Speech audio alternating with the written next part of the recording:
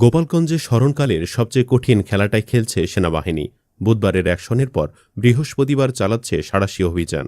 জেলা শহরে চলমান কারফিউয়ের ভেতর যৌথ বাহিনীর অভিযানে ২০ জনকে আটক করা হয়েছে। বিশেষ করে সেনাবাহিনী তো রীতিমতো বাড়িতে বাড়িতে হানা দিচ্ছে। গোপালগঞ্জ সদর থানার ওসি মীর মোহাম্মদ সাজিদুর রহমান সাংবাদিকদের এ কথা জানান। তিনি জানান, আটকদের গোপালগঞ্জ সদর থানায় হস্তান্তর করা হয়েছে এবং আটকদের বিরুদ্ধে মামলা প্রক্রিয়াধীন আছে। এছাড়া গোপালগঞ্জের আইনশৃঙ্খলা পরিস্থিতি স্বাভাবিক আছে বলেও জানান তিনি। গোপালগঞ্জে জাতীয় নাগরিক পার্টির পদযাত্রা ও সমাবেশকে কেন্দ্র করে বুধবার দিনব্যাপী সংঘর্ষের পর রাত থেকে কারফিউ জারি করা হয়। সে সাথে এলাকায় যৌথ বাহিনীর অভিযান পরিচালনা করা হচ্ছে বলে জানিয়েছে স্থানীয় প্রশাসন। এরই মধ্যে স্বরাষ্ট্র উপদেষ্টা অবসরপ্রাপ্ত লেফটেন্যান্ট জেনারেল মোহাম্মদ জাহাঙ্গীর আলম চৌধুরী জানিয়েছেন, গোপালগঞ্জে ঘটনা ঘটবে সে বিষয়ে গোয়েন্দাদের কাছে তথ্য ছিল, তবে এত পরিমাণ যে হবে ওই তথ্যটি ছিল না। ভবিষ্যতে যেন এ ধরনের ঘটনা না ঘটে সেজন্য সব ধরনের ব্যবস্থা নেওয়া হচ্ছে। তিনি বলেন, বর্তমানে গোপালগঞ্জের পরিস্থিতি স্বাভাবিক আছে। যারা অন্যায় করেছে তারা গ্রেফতার হবে, কাউকে ছাড় দেওয়া প্রশ্নই আসে না। সে লক্ষ্যে ঘটনা তদন্তে ৩ সদস্যের কমিটি গঠন করেছে অন্তর্বর্তী সরকার। আগামী ২ সপ্তাহের মধ্যে কমিটিকে প্রতিবেদন দিতে বলা হয়েছে। রাজনৈতিক বিশ্লেষকগণ বলছেন, গোপালগঞ্জের সহিংসতায় ৩টি পক্ষ জড়িত। প্রথমত, যারা এই কর্মসূচির আয়োজন করেছে, জাতীয় নাগরিক পার্টি, তারা এক ধারাবাহিক কর্মসূচির অংশ হিসেবে পদযাত্রা করে জেলায় জেলায় যাচ্ছিল।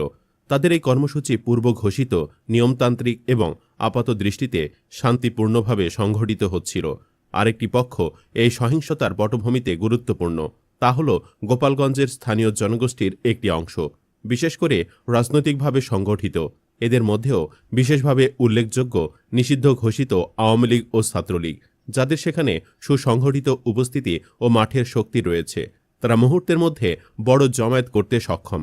অতীতে আমরা দেখেছি এই ছাত্র সংগঠনটি স্থানীয় আওয়ামী লীগের নেতৃত্বে সেনাবাহিনীর সঙ্গেও সংঘর্ষে জড়িয়েছে। পুলিশের সঙ্গেও তাদের এমন সংঘর্ষ ঘটেছে মাত্র কয়েক মাস আগে। এসব তথ্য প্রকাশ্য এবং প্রশাসনের কাছেও অজানা থাকার কোনো কারণ নেই। এমন একটি পরিস্থিতিতে যেখানে অস্থিরতা ও সংঘর্ষের ইতিহাস রয়েছে, সেখানে এনসিপির মতো একটি নতুন ও উদীয়মান রাজনৈতিক দলের পদযাত্রাকে কেন্দ্র করে সংঘাত দেখা দিতে পারে, সেটি অনমেয় ছিল। এই অনুমানকে উপেক্ষা করাই ছিল অবিমৃষ্যকারিতা। তৃতীয় পক্ষ হল সরকার, যার উপর সাংবিধানিক ও নৈতিক দায়িত্ব বর্তায় আইনশৃঙ্খলা রক্ষা করা, সব পক্ষের মত প্রকাশের অধিকার নিশ্চিত করা এবং সর্বোপরি জনজীবনের নিরাপত্তা ও শান্তি বজায় রাখা। সরকারি কর্তৃপক্ষের নির্লিপ্ততা এই দায়িত্ব থেকে অব্যাহতি দিতে পারে না। এমন পরিস্থিতিতে পক্ষগুলোর সংঘর্ষের চেয়ে প্রশাসনের নিষ্ক্রিয়তাও কম বিপজ্জনক নয়। এখন প্রশ্ন হল, এই উত্তেজনাপূর্ণ পরিস্থিতির সূত্রপাত ঘটালো কে? দায়টা মূলত কার? অনেকে বলছেন, এই ঘটনা প্রবাহে প্রাথমিক দায়ভার বহন করতে হবে এনসিপিকে, কারণ তাদের ধারাবাহিক কর্মসূচি যে একটি রাজনৈতিক কৌশলের অংশ তা বোঝা যায়। তারা এক জেলার পর আরেক জেলায় পদযাত্রা করছে, এটা তারা আগেও করেছে। কিন্তু গোপালগঞ্জে আসার আগ মুহূর্তে হঠাৎ করে তাদের কর্মসূচির নাম বদলে গিয়ে হয়ে গেল মার্চ টু গোপালগঞ্জ। কেন? মার্চ টু শব্দ বন্ধটি সাম্প্রতিক রাজনৈতিক ইতিহাসে খুবই স্পর্শকাতর এবং প্রতীকী এক শব্দ। এর রেশ এখনও জেগে আছে মার্চ টু ঢাকার মতো আন্দোলনের স্মৃতিতে, যা ১.৫ দশক ক্ষমতা আঁকড়ে থাকা শেখ হাসিনা সরকারের পতন ঘটিয়েছে। সেক্ষেত্রে মার্চ টু গোপালগঞ্জ এটি কি নিছক পিরোজপুর থেকে গোপালগঞ্জের দিকে হেঁটে আসা, নাকি এর মধ্যে অন্য কোনো বার্তা, ইঙ্গিত, এমনকি রাজনৈতিক চাপ সৃষ্টির কৌশল নিহিত? অনেকে বলছেন, এখানে ভাষার ব্যবহারে একটি প্রকাশ্য উস্কানির চেষ্টা ছিল।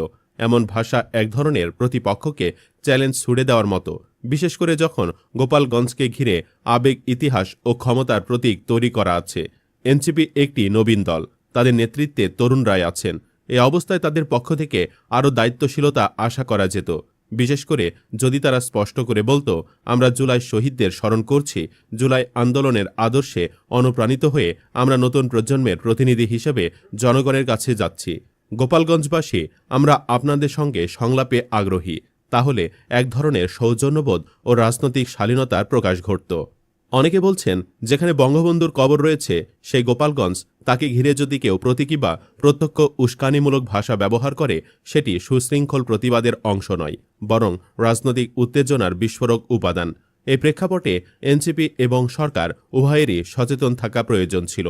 গোপালগঞ্জ ঐতিহাসিকভাবে একটি স্পর্শকাতর স্থান। সেখানে রাজনৈতিক কর্মসূচি আয়োজনের আগে একটি ন্যূনতম সাবধানতা ও কৌশলগত বোধ থাকা জরুরি ছিল, কিন্তু উভয় পক্ষের মাঝেই আমরা সেই সতর্কতা দেখতে পাইনি। বরং তারা যেন নিজেদের অবস্থানকে কেবল প্রতিপক্ষকে চাপে রাখার কৌশল হিসেবে ব্যবহার করেছে। এর বিপরীতে আমরা দেখছি যে আওয়ামী লীগের সব ধরনের কর্মকাণ্ড বর্তমানে নিষিদ্ধ, ছাত্রলীগও নিষিদ্ধ সংগঠন হিসেবে তালিকাভুক্ত। কিন্তু বাস্তবতা হল, এ নিষেধাজ্ঞা সত্ত্বেও গোপালগঞ্জে ছাত্রলীগের মাঠ পর্যায়ের উপস্থিতি এবং প্রতিক্রিয়া প্রবলভাবে সক্রিয়। যদি তারা সামাজিক যোগাযোগ মাধ্যমে ছড়িয়ে পড়া উস্কানির পাল্টা জবাব দিতে গিয়ে গোপালগঞ্জের মতো স্পর্শকাতর জায়গায় সহিংসতায় জড়িয়ে পড়ে, তাহলে প্রশ্ন ওঠে, সরকার কি এরকম একটা পরিস্থিতি সম্পর্কে আগে থেকে অনুমান করতে ব্যর্থ হয়েছে?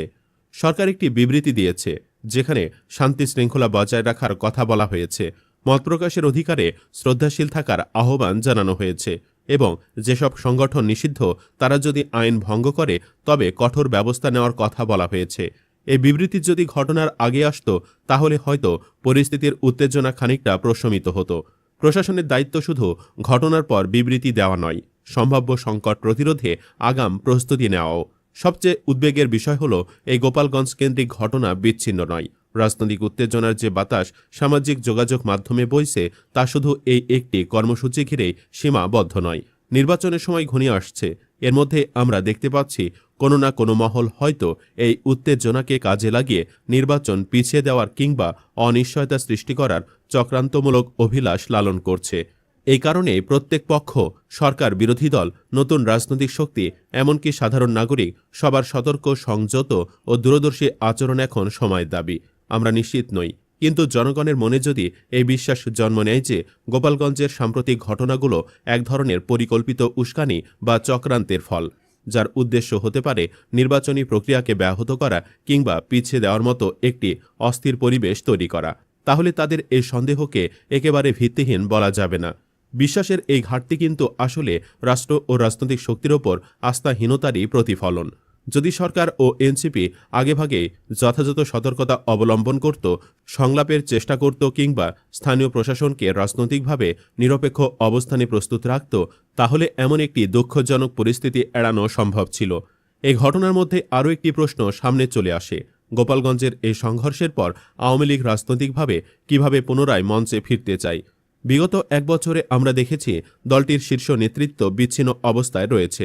বেশিরভাগ কেন্দ্রীয় নেতা পলাতক এবং সবাই জানে সাবেক প্রধানমন্ত্রী ও আওয়ামী লীগ সভাপতি শেখ হাসিনা বর্তমানে দিল্লিতে আশ্রিত। দেশে অবস্থান করছেন মূলত মাঠ পর্যায়ের কর্মী ও সমর্থকরা। কিন্তু প্রশ্ন হল, গত এক বছরে আওয়ামী লীগের এই মাঠ পর্যায়ের তৎপরতা নেতৃত্ব থেকে কী ধরনের দিক নির্দেশনা পেয়েছে, কিংবা তারা আদৌ কোনো সুসংগঠিত রূপে রাজনীতিতে ফিরে আসবে কিনা সে দিশা দলটি দেখাতে পেরেছে কি? গোপালগঞ্জের ঘটনা সেই প্রশ্নকে আরও জটিল ও জরুরি করে তুলেছে। এনসিপি যেমন এখন পরীক্ষার মুখোমুখি, ঠিক তেমনি আওয়ামী লীগের সামনে এখন প্রশ্ন, তারা কি সংঘাতের মাধ্যমে নাকি রাজনৈতিক পুনর্গঠনের মধ্য দিয়ে নিজেদের ফিরে পাওয়ার পথ খুঁজবে।